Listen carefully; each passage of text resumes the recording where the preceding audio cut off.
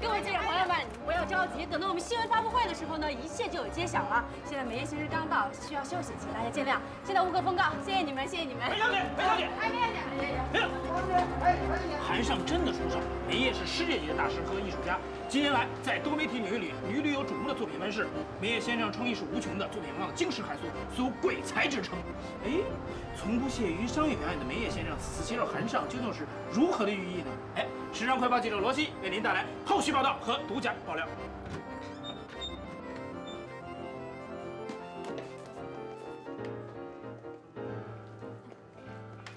韩女士，您先等一下，梅耶先生说他要先沐浴更衣，然后再商量一下日程安排。好的。好，您先坐，谢谢。哎，好。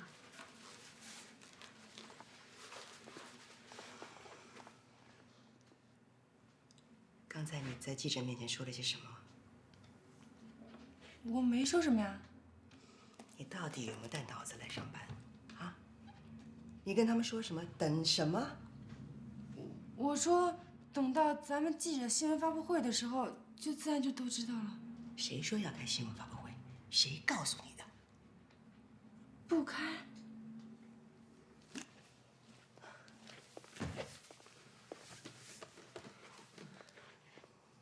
这个策划案从头到尾是不是你跟的？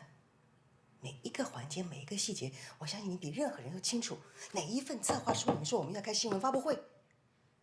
自作主张，还非得要搞个新闻发布会。对不起，主编，我以为你没有资格以为。我告诉你，永远我做的事是让你猜不到、想不到的。你给我听清楚了，如果今后你再因为私人情绪，还有私人的事情影响工作的话，你不会再有第二次机会。嗯。好个韩露啊！啊，这一年来，我在韩善兢兢业业的，不求有功，但求无过吧？啊，没有功劳，那我也有苦劳吧？这回这么大的风光好事，他呢？他连块蛋糕的余料都不给我，真的是太过分了，太过分了，太过分了！其实这事儿也不能完全怪韩露，梅耶不肯商演。你想啊，演出不招商，那你这个广告总监当然只有干看了。闭嘴！你是不是想气死我？你是不是想气死我？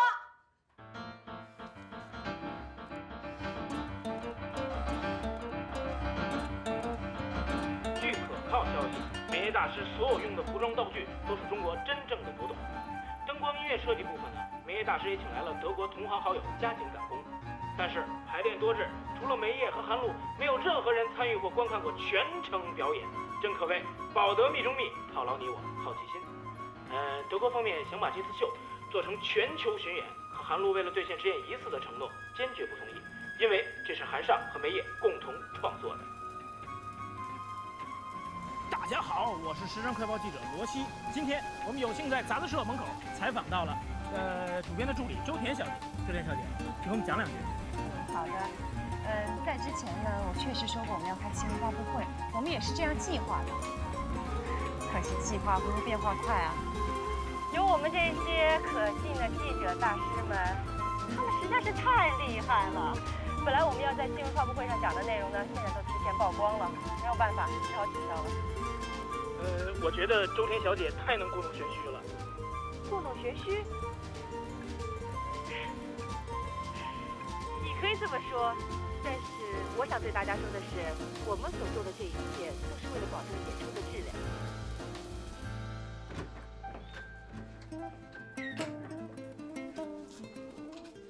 Where should go, Mr. Meyer?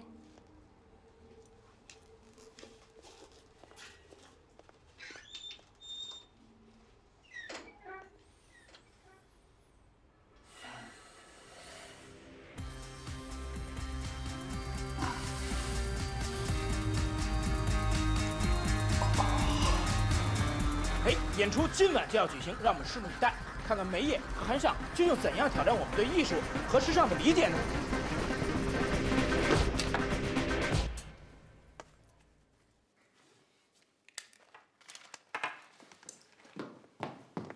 哎，你怎么还不走啊？还有几辆礼宾车在路上，主编吩咐了，要确认接到所有的贵宾。那我先走了。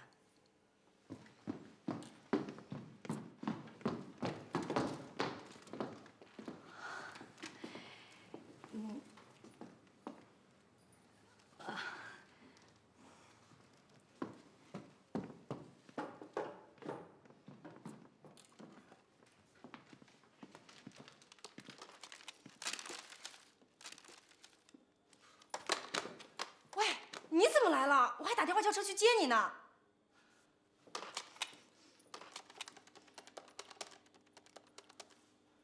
喂，南市的主编你不用去接了，一会儿我带他过去。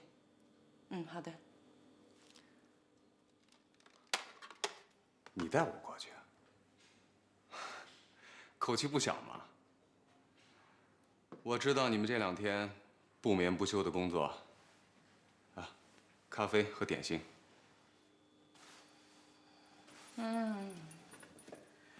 我现在真的是一点力气都没有了，吃东西的力气都没有了。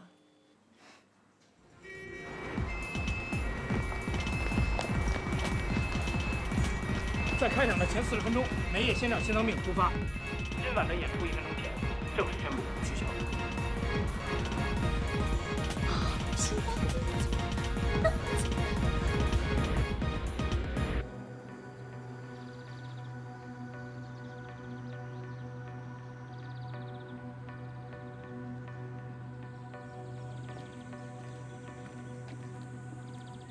主编，都有谁到了？董事长，还有不少的董事，梅爷的公司经纪人，演出公司的负责人，还有大大小小的媒体。现在倪世娟跟方妮正在尽量挡驾，劝他们先回去。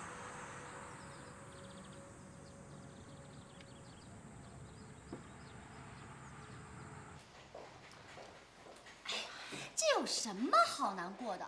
刘泰民不过是个花花公子而已，说不定这件事儿还是好事呢。是啊是啊，换了我呀，我都不带搭理他的。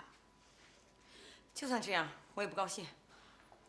我倒觉得周田挺无辜的，刘泰民对他那么殷勤，他不可能那么冷脸对他吧？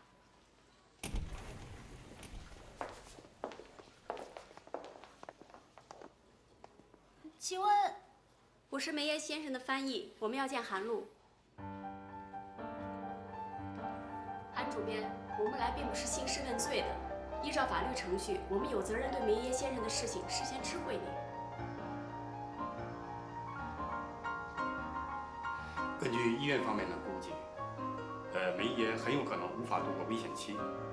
基于这方面考虑，我想告诉您的是，一旦梅爷果真去世，根据演出合同，韩上将进行部分赔偿，这其中还不牵扯理赔跟丧葬费，部分医疗费用还是应该由会社来承担。说吧，到底要赔偿多少钱？得200万以内。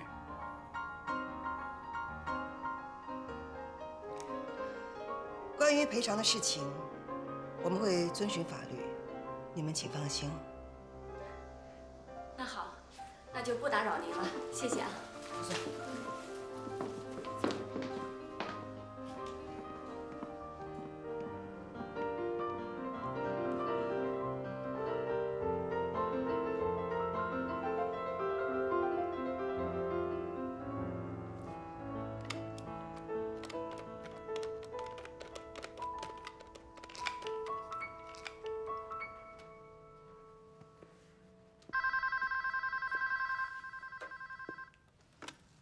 喂，啊？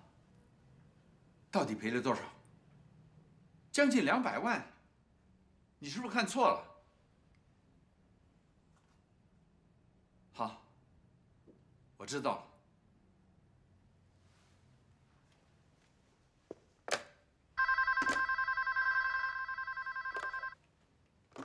喂，哦，王董。这消息的确让我吃惊。金融危机来得太快了，我也没想到。一定保证董事们利益，尽快收回海外投资，我明天董事会上再具体讨论。好的，好的。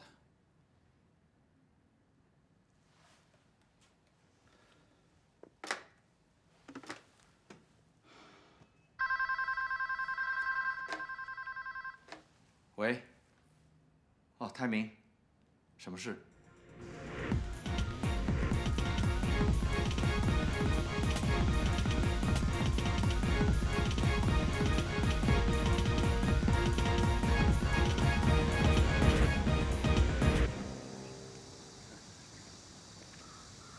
查了这么久，你说的要紧事儿到底是什么？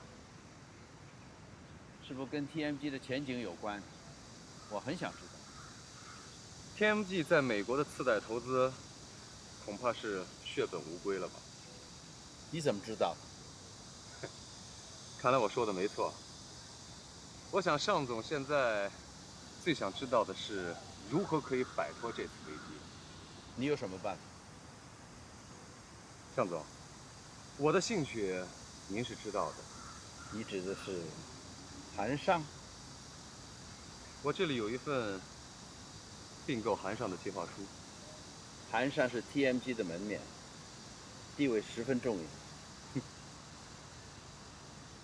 在此之前，恐怕是这样。不过这次演出的夭折，让韩尚在整个时尚界丢尽了脸面。恐怕很多广告客户因此会跟韩尚中断合作。再加上梅耶的赔偿问题，也会让你们的日子不太好过。如果 TMG 真的倒下了，韩尚恐怕会成为赠品，再也叫不上价了。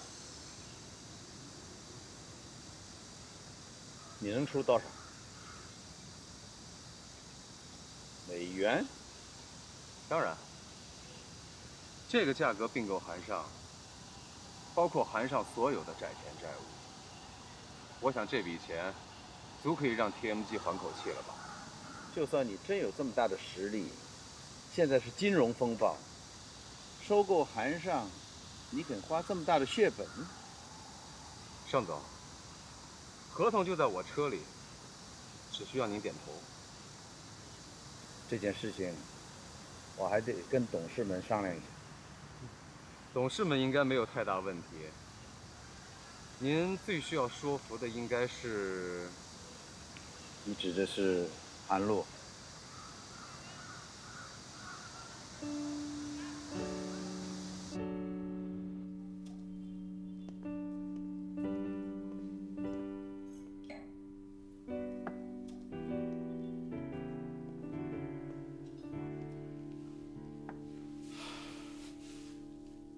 这两天的确遇到了不少烦心事儿，我也知道你的压力。今天正好有空，大家坐下来聊聊天，不谈工作，就是放松。单董，这段时间我们确实压力挺大的。行了，我只想知道，是不是要谈一下并购韩尚的问题啊？既然这样，我就直说了吧。TMG 的确遇到了财务问题，投资失败，亏空如此之大，完全出乎我意料之外。他们开价多少钱？这个啊，主编，既然已经成为事实了，您看您的意见。我能有什么意见呢？啊？一个躺在母亲怀里的孩子被人家抢夺走了，还需要征求我的意见吗？这件事我还没有最后决定，事关重大，我总要问一下股东们的意见。集团现在遭遇困难，我希望你为大局着想。就算韩尚并购过去，我可以保证，你韩露还是韩尚第一把手。不用了，在这个世界上，有什么比钱的诱惑还要大呢？韩尚是我们的心血，是我们一手把他抚养长大的。今天失去了韩尚，或许对集团来讲是一个非常严重的错误跟损失。一切听从董事会的决定吧。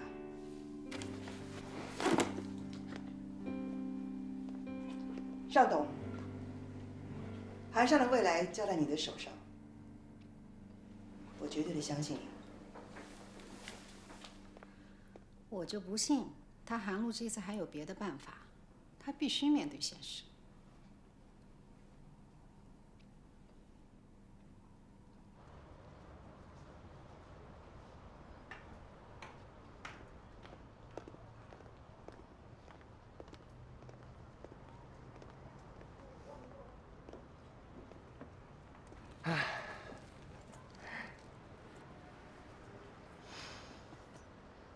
有件事情想告诉你。什么事啊？我跟尚峰已经提出了一个收购韩尚的方案。收购韩尚 ？TMG 集团能放手吗 ？TMG 集团现在都已经自身难保了。这个收购方案我已经制定好了，如果他们董事会那边同意的话，2周之内就可以启动。这回可以成功的收购韩尚，很大程度上要取决于 TMG 集团那边的决策。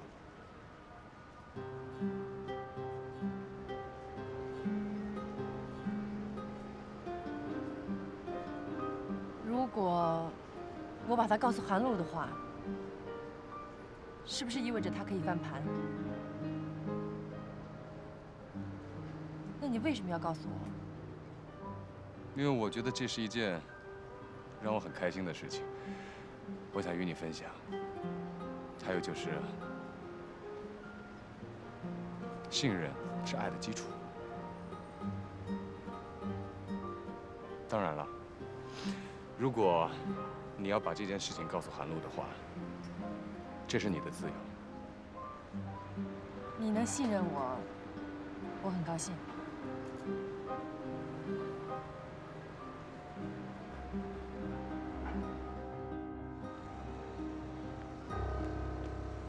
啊，接完电话我就跑过来了，什么事儿啊？陪我走走好吗？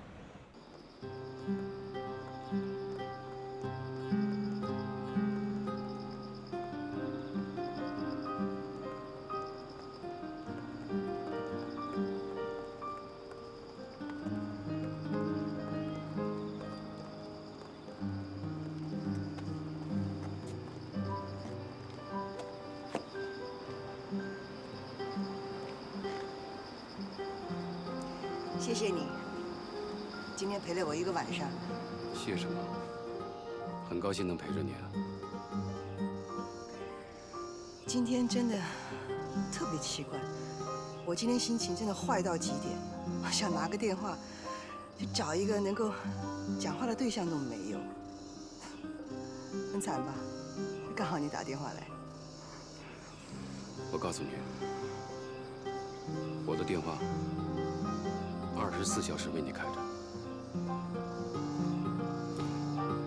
我走了，休息吧。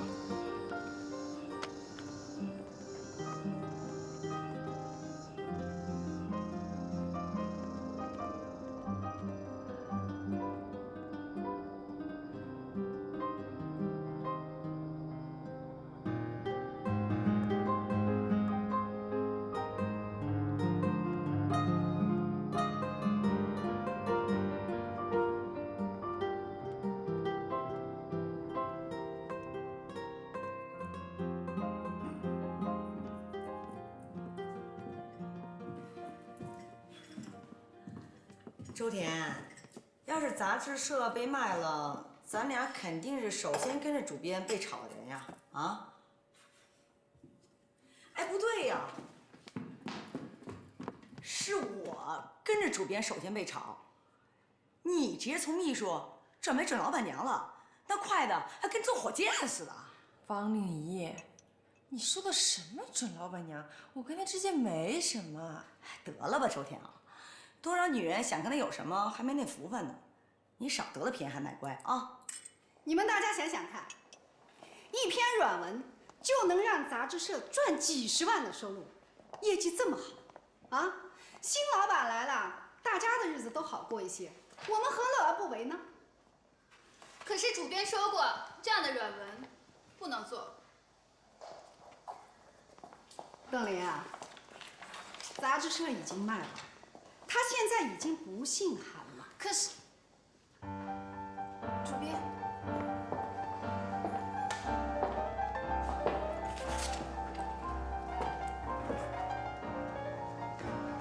不能做。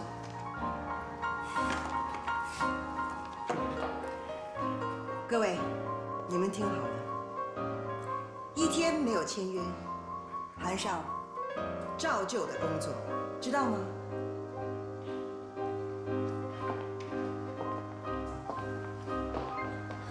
真的吗，主编？杂志社有可能不卖。主编，其实我们都不舍得你走。我在，韩尚在。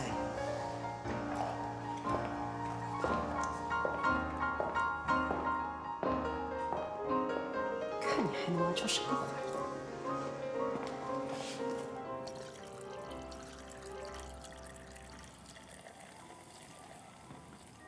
来，我敬你一杯。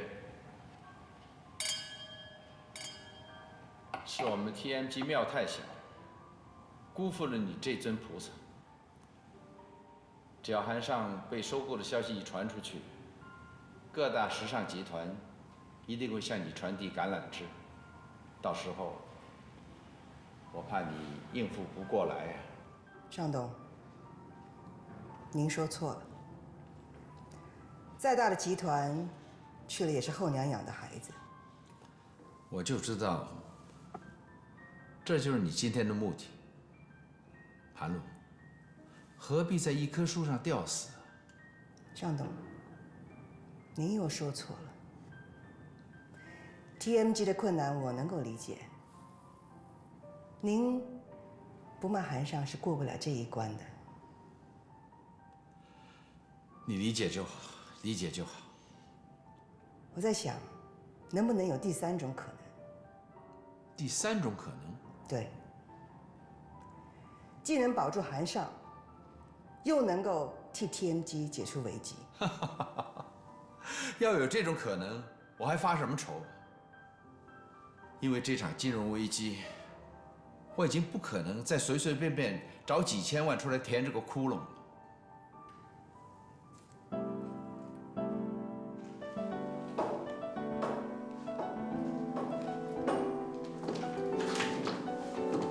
主编早。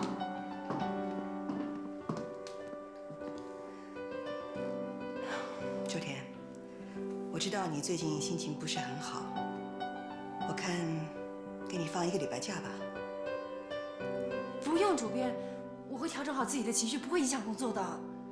没关系的，反正现在杂志社里面情况还不太明确，也没什么事要做，就放你1个礼拜假，也算给你自己好好的充充电吧。主编，昨天不是说可以不用买了吗？怎么？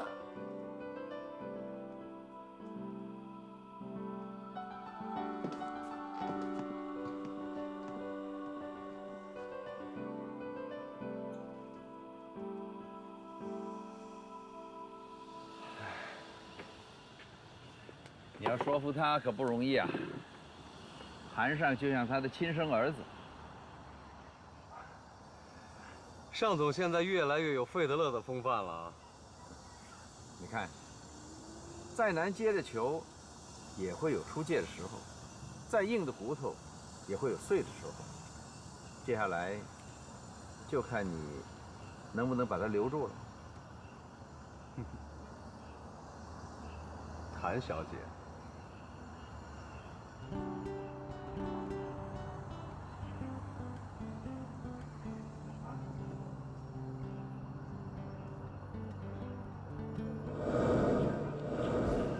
没想到你打得真不错。韩小姐打得很好。哎，我真的很开心，在正式签约之前你可以同意，否则我真的害怕我们2个会变成仇人。我可不想因为这样的事情失去你这位知己啊。反正事情已成事实了，为什么呢要把知己变成仇人呢？没必要嘛，对吧？不过呢，我想有个小小的要求，希望你能够答应我。你说。签约的日期可不可以往后挪1个星期？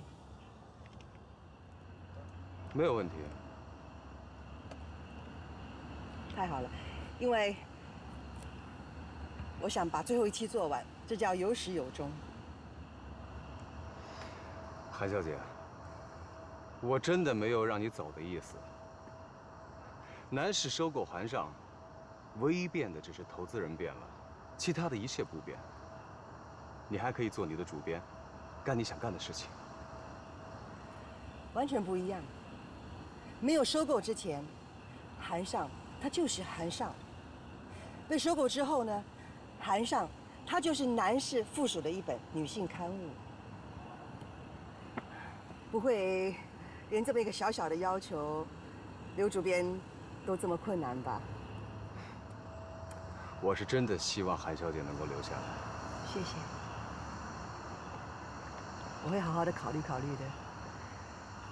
哎，对了，周田你有什么安排呢？会不会摆到你身边去啊？一上来就挖你的墙角，这样不太礼貌吧？这倒没事啊。最重要的是，你知道吗？周田这些日子心情非常的不好，情绪非常的低落，所以我就给他放了1个礼拜的假，让他回家休息一下。我觉得你是不是应该陪他出去走一走啊？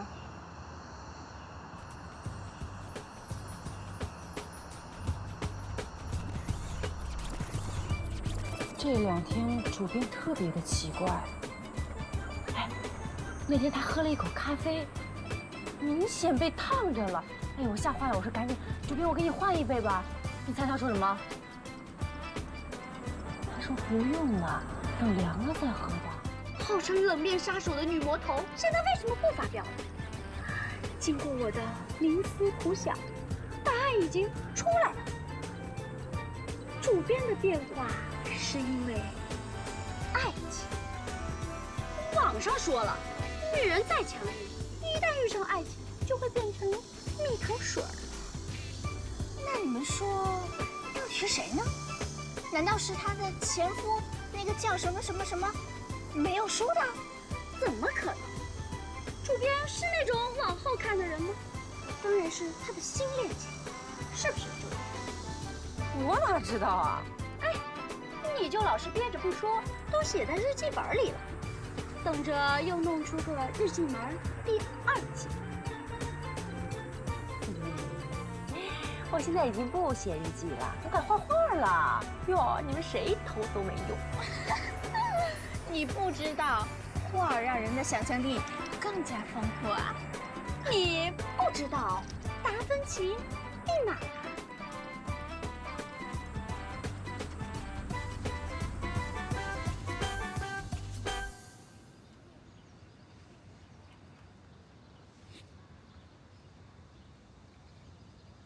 我们敬达投资机构是第一次在亚洲设基金投资文化产业。韩主编，我想你不会没听说过吧？3年之内，我们只会给1家文化公司注资。所以我特别把韩尚的财务报表带来给您看，我是真心诚意的，希望您对韩尚多了解一点。韩主编，来找我们的企业实在是太多了，这些东西都看不过来了。只要赵总您给我机会，我保证，韩尚一定会后来居上。韩主编，你是我大学同学介绍来的，我也不怕瞒着你。我们敬达目前最倾向的，就是刘泰明的男士。刘泰明几个月前就来找过我们。男士目前的品牌价值和长远规划都很吸引人，再加上他还有家族的其他生意做支撑。韩主编，你的韩尚目前还陷在日记门的风波里，你要想赢男士，我看够呛。风波的事情，请赵总您放心，我另有规划。至于刘泰明他家族生意呢，我倒有一个新的构思。不知道晋达对参与控股 TMG 旗下的联众影业有兴趣吗？这没想到韩主编还能做得了这个主意。如果您有兴趣的话，我可以帮您安排牵这条线。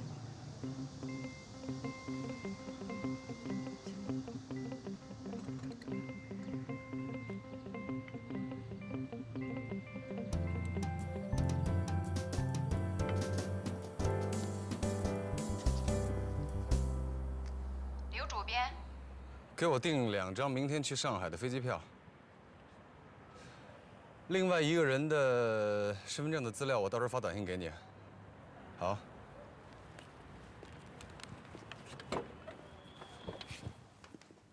妈，洛洛，怎么又说没来呀？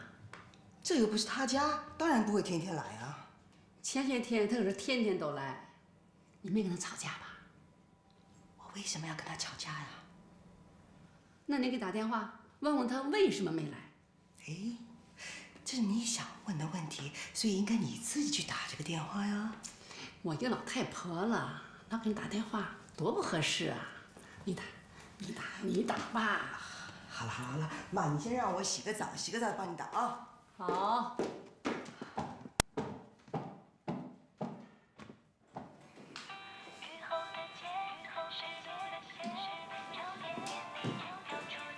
甜甜，你的电话。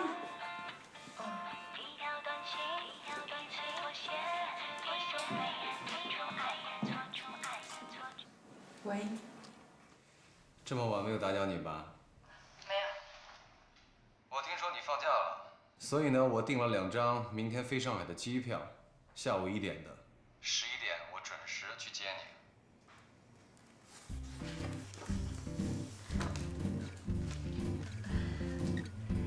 你。谢谢你了，我还是想待在家里睡觉。甜甜，人就像气球一样，它是有极限的。如果只知道往里面充气，不懂得释放，那样会爆炸的。我没有别的意思啊，我只是觉得最近你的心情不太好，我想带你出去转一转，散散心而已。我还是不去了，谢谢你啊。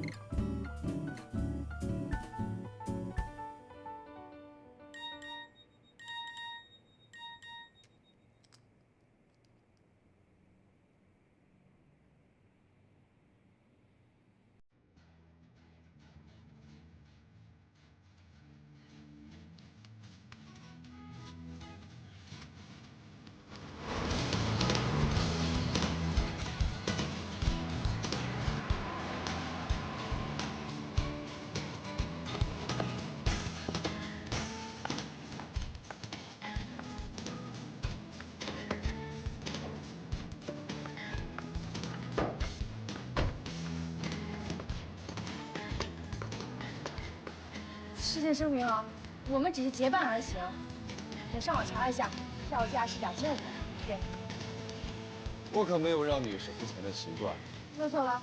哎，不要。快点啊！我可不想浪费了2500块钱。不会浪费，我们现在有的是时间。我先请你吃个午饭。不是1点钟吗？我总要给你留出思考、犹豫、迟到的时间吧。走。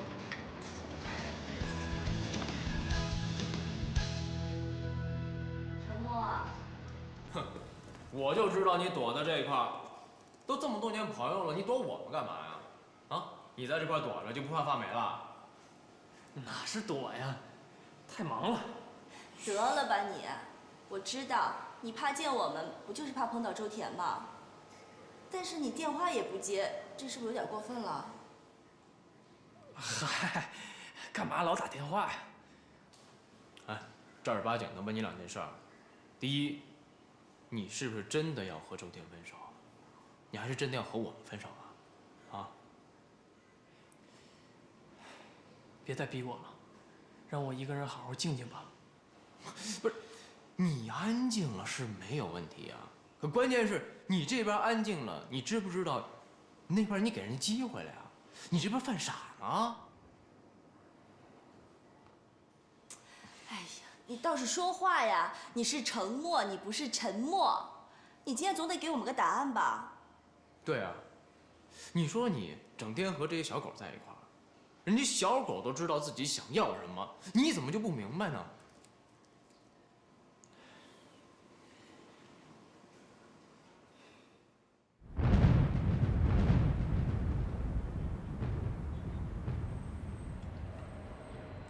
先生，不好意思，今天我们这边满房了，现在只有1间房间。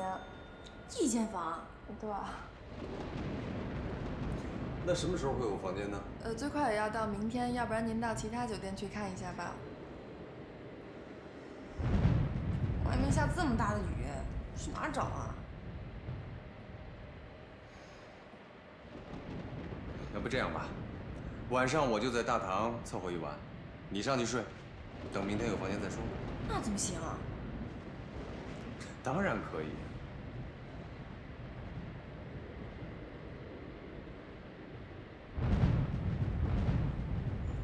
好吧。谢谢。走吧。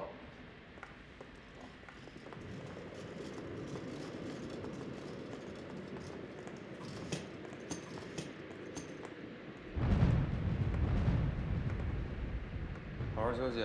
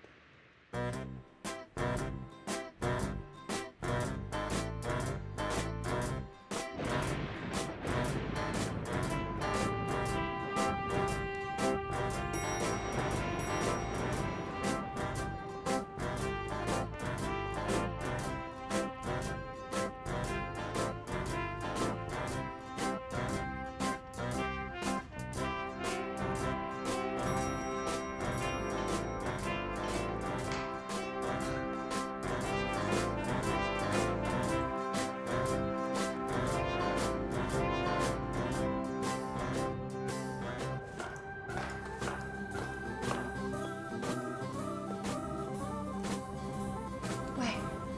醒醒！你怎么下来了呀？睡不着啊？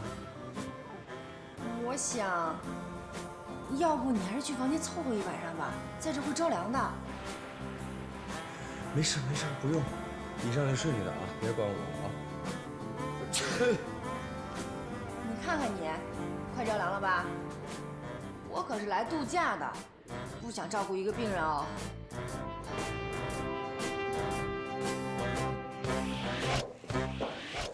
我妈如果再打电话给你呢，你就嘴巴上答应她行了。你自己又忙，不必刻意跑过来陪康康的啊。我忙什么？上完课就没事了。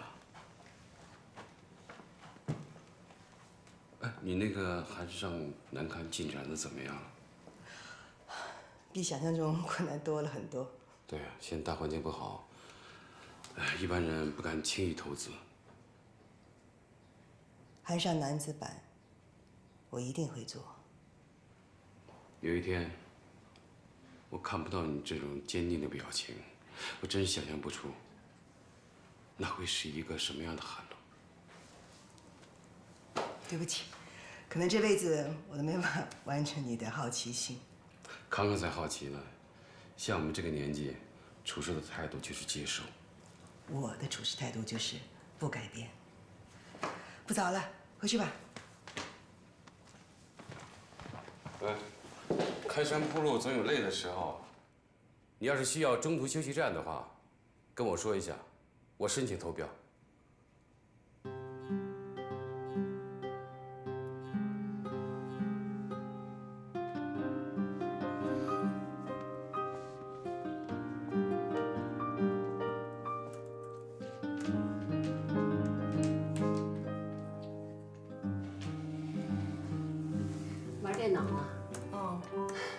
我睡不着觉，想和你聊聊天。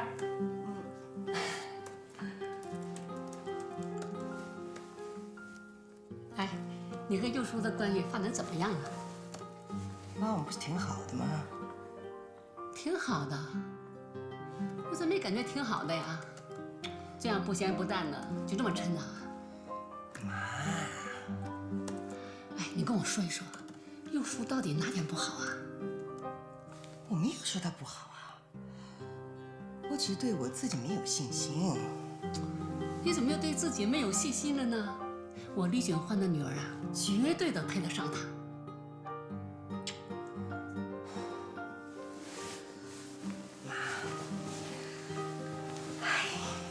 不是这个意思。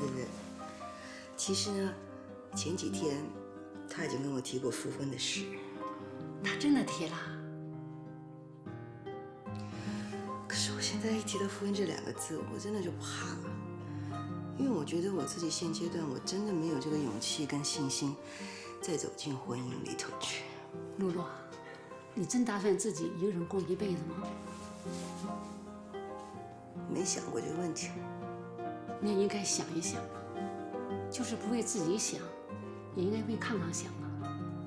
康康呢，从小是咱俩带大的，他和他爸爸也从未相处过。我是担心呐，康康生活在缺少男人的环境里长大，性格会有缺陷。我知道，所以我就给康康去读寄宿学校啊。寄宿学校也不能代替父亲呢。妈妈，当初我跟佑叔就是因为结婚结得太仓促，所以才会导致后面的不幸。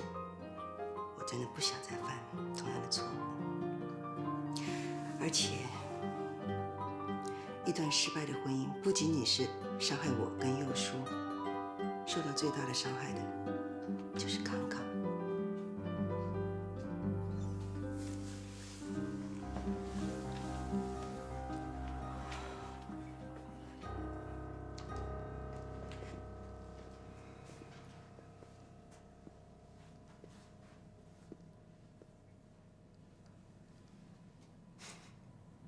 这样吧，要是你困了，你先睡。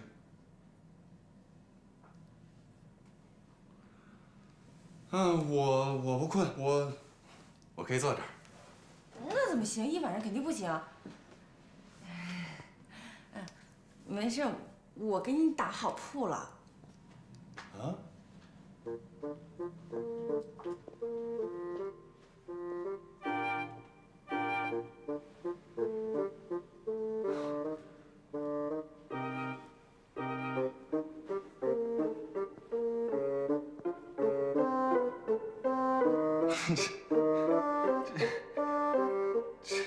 这怎么睡啊？哎呀，男女有别嘛，那么隔着扇门总会比较好一点。你放心，我试过了，很舒服的。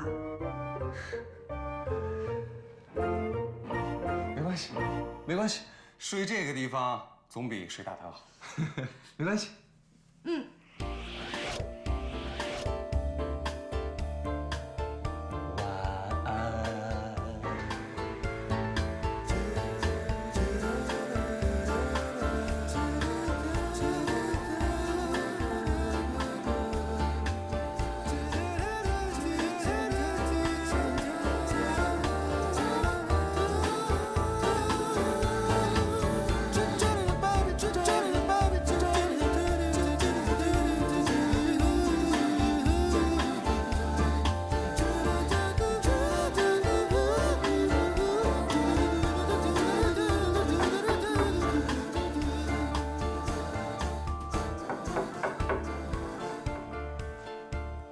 谁啊？泰民啊，不好意思打扰你睡觉了啊。我想上个厕所。哦，你等会儿啊，我起来了。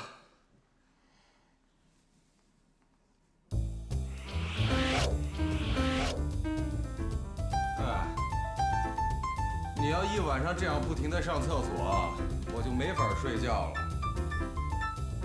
不行，我就还是回大堂睡吧，行吗？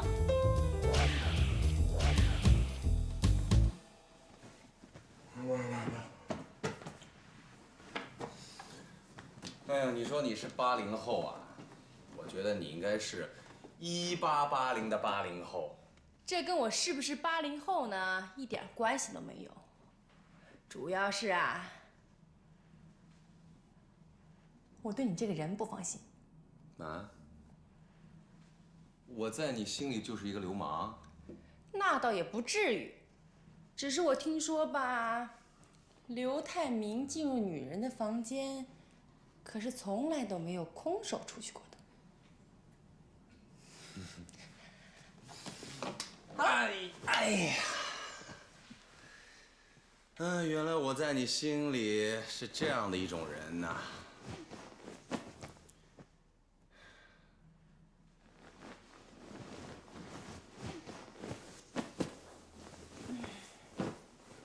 哎，甜甜，你有没有跟其他的男人同处过一室啊？当然有了。谁啊？我老爸。我说的是除了你爸之外的人。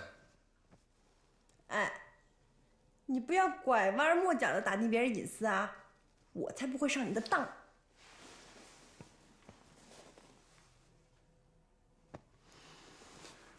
哎，不问了，不问了，不问了。哼，舒服啊，睡觉吧。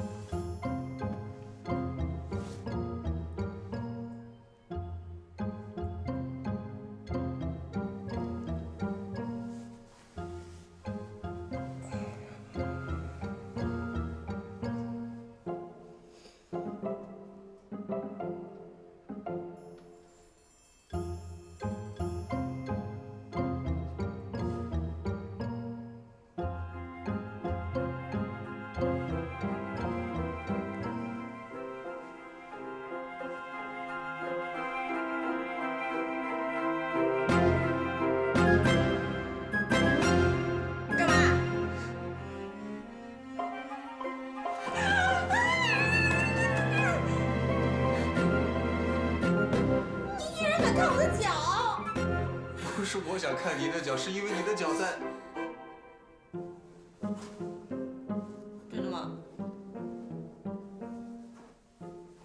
难怪我梦到昨天晚上被人扔在井里边了。被人扔到井里了？哎呀，在古代的时候，只有那些不守贞洁的女人才会被扔到井里。我梦见我是珍妃。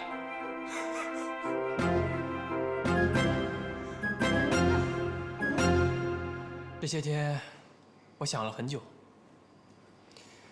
甜甜过去总说我多疑、小心眼儿，或许我真的是多疑、小心眼儿呢。沉默，我说你，你可别生气，你就是多疑，就是小心眼儿。以前我们说了你多少次了，你听了吗？是，不过周田和刘泰明在一起，比跟我在一起一定幸福。你什么意思啊？你还是不是男人啊？刘泰明能给的，我哪能给得了？我只是一个小小的人民饲养员啊。沉默，你说这么多年了，你和甜甜在一起，你还不了解她吗？她可不是什么拜金女啊。人是会变的。沉默，你不是被刘泰明打败了，你是被你自己打败了。英子说的对，你怎么不想想你们当初为什么会在一起啊？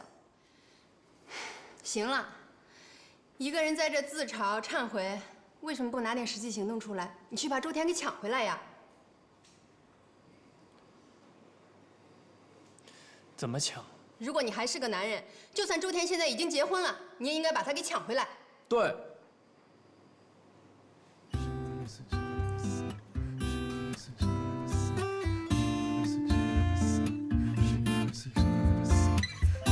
雨后的街，湿漉的鞋，唱片店里飘出的音乐，一条短信，一次妥协，一种被人宠爱的错觉。一座城市，一个位置，慌乱已是我的过去式。喜欢欣赏，讨厌崇拜，自信才是我的进行式。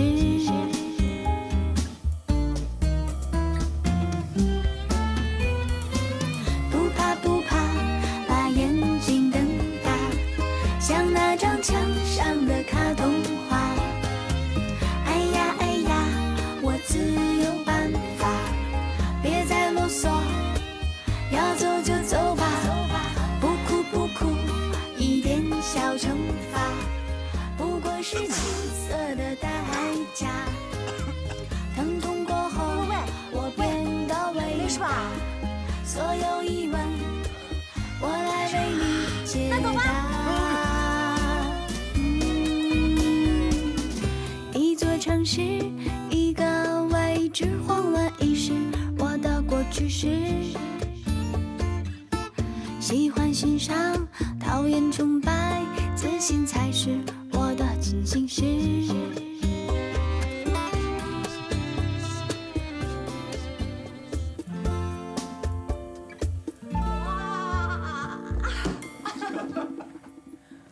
哇，今天太好玩了！很久没有这么放松过了。太刺激了，我的腿还发软呢。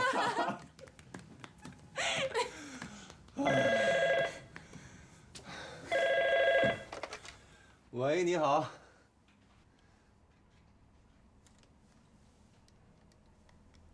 哦，好的，知道了，谢谢。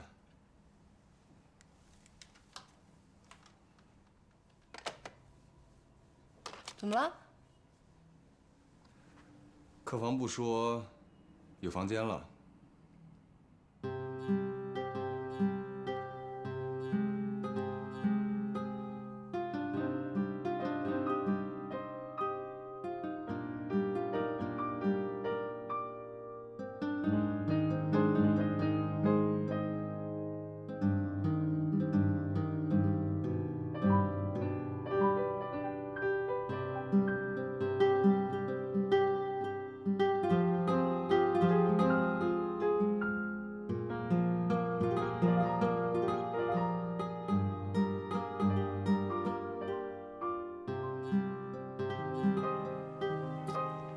你知不知道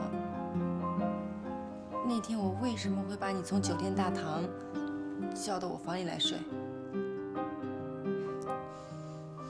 你不是说害怕我感冒吗？你感不感冒跟我有什么关系啊？我是因为我从小就怕黑。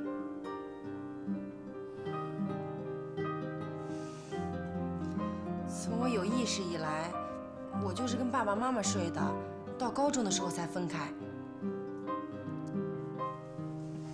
即使分房睡了，我还是会要求把两边的门都打开，让我知道他们就在我旁边。黑固然可怕，但它是一种可以唤醒你去沉思的颜色。在黑暗中可能什么都看不清楚，但它可以更能够让你看清楚自己。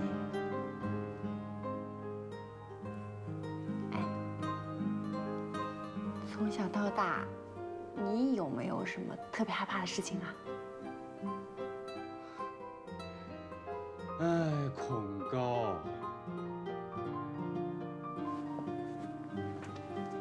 那你今天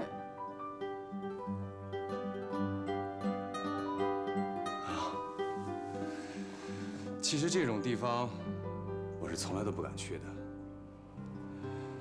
但是今天看你玩的这么开心，我想做的这一切都是值得的。你开心就好喽。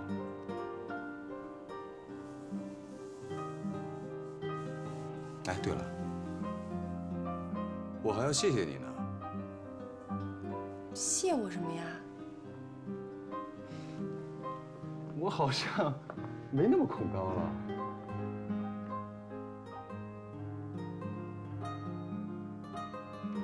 真的？嗯，确定？确定。来试试看。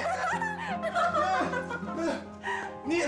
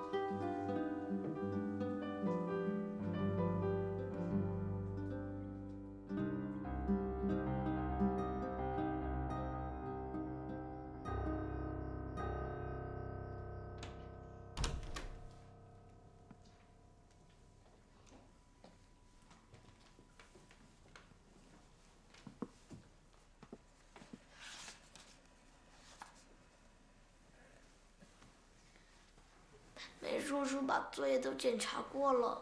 对不起啊，妈妈吵醒你了。我正想尿尿。快去啊！哦。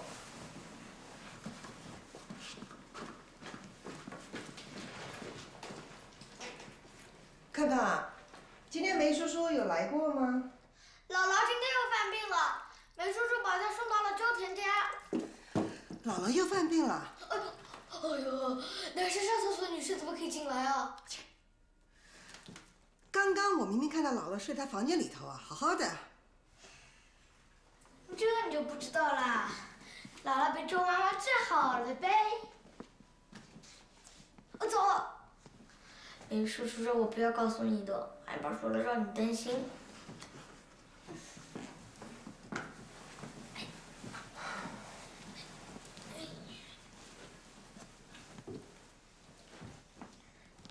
妈妈，我能管梅叔叔叫爸爸吗？不可以。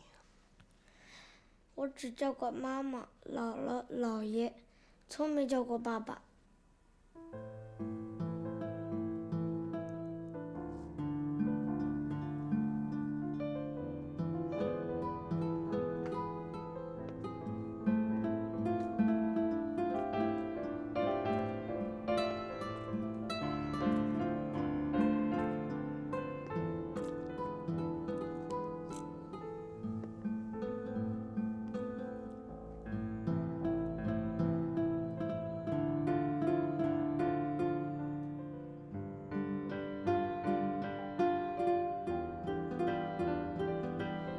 有一本一线杂志足够了。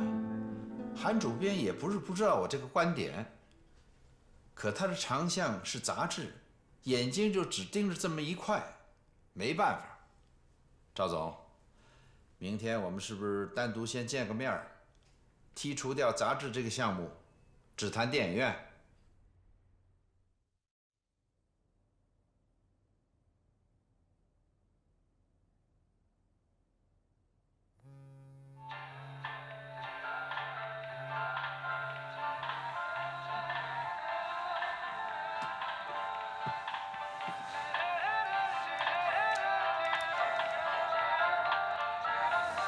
喂，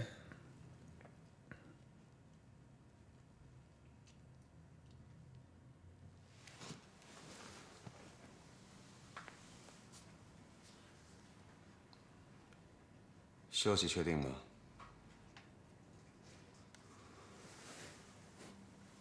好，我知道了。我很快回去。泰明啊，怎么了？出什么事了吗？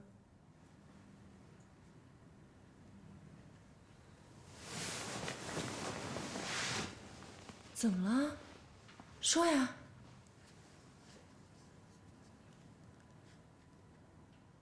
韩露趁我这2天到上海来，找出了我的投资人，他们要联手收购我。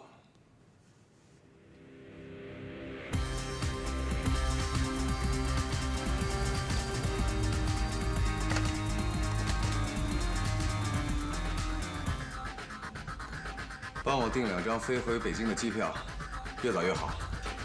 谢谢。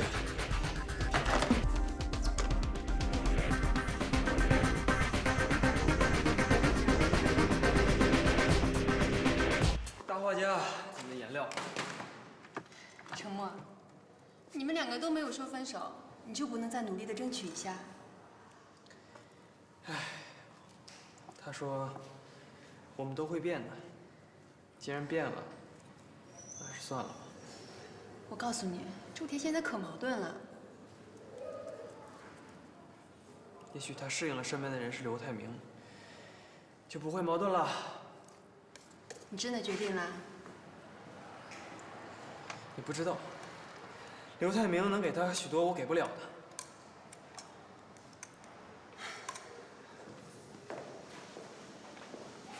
陈默，你怎么也在这儿啊？你好啊，来了。你们俩聊，我走了。哎，走什么呀？一会儿一块吃饭。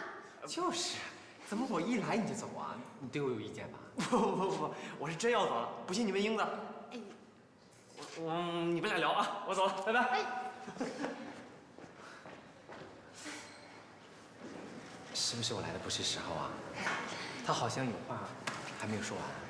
也不是，陈默他不是个倾吐型的人，除非是难受的很了才会说一些。更多的时候，他都是自己在排挤。看来你的朋友都很相信你嘛，连不是倾吐型的人都来找你。那还用说？哎，你来干嘛呀？哦，我来给你送精神食粮。这是小孩看的吧？切，我们这些所谓的大人才真正的需要灵魂的洗涤。哦，几年前的书了，我昨天发现，觉得很适合你看。一个10岁的小女孩，把自己当作不折不扣的动物，在非洲大地上和那些野生动物友好相处，不离不弃。我的天哪，这简直是太震撼了！这你就叫震撼啊！好好看完吧，看完之后你就会在心里问自己：我们还能不能像这个叫地皮的小女孩一样，在那种不被人类改变的环境中，过着最真实、最平安的生活？这就是我的话要说的呀。所以啊，我一下班就给你送过来了。谢谢啦。那你请我吃什么好吃的？喝粥。那就再送一块豆腐乳给你。画家的生活还真是清淡啊。